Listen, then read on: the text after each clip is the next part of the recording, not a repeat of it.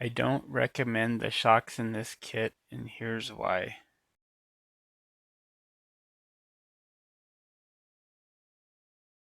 I've had the 21 F-150 Power Boost for over 2 years now, so I wanted to do a little update. So when I got the truck, it was at 15,000 miles, pretty close, and now it's at 78,600.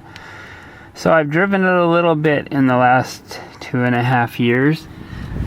I wanted to talk about the suspension lift kit. So this truck, when I got it, it had the Rough Country 3-inch lift kit installed on it.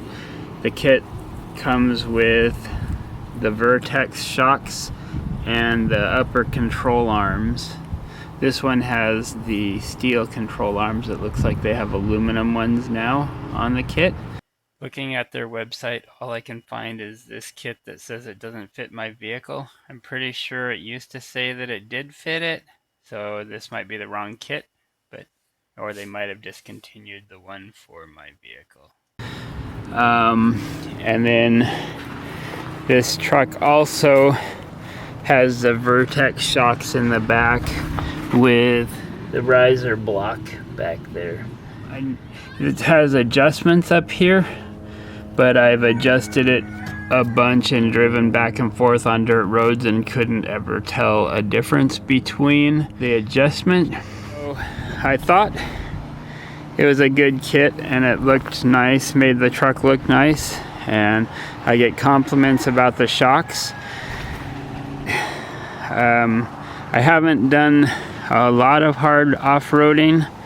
I've done some dirt roads. I did a mud fest where I drove in muddy water with silt in it, so it kind of got mud places like up here where it is hard to wash out because it just seeks into the cracks. So I did that, but it looks pretty good everywhere.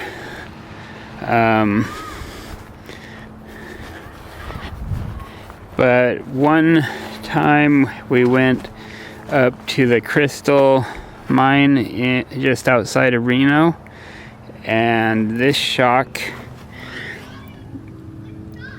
leaked all of the fluid out over the next couple months after that. But mainly my complaint is these shocks are $900 to replace them, and they are not rebuildable. So you have no option to take them apart and replace the seals and put them back together. You just take it out, throw it away, and then buy a new expensive shock.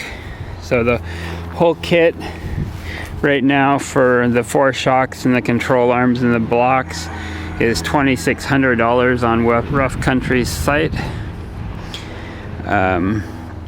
I've been told that Rough Country is thought of as the entry level lift kit.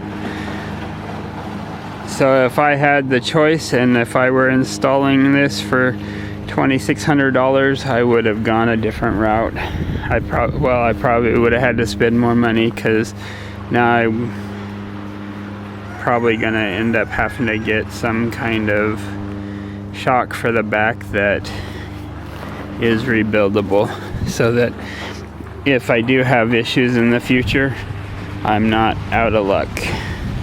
I'll post a link to this shock kit or this lift kit in the description if you're interested, but for the most part I would not suggest it.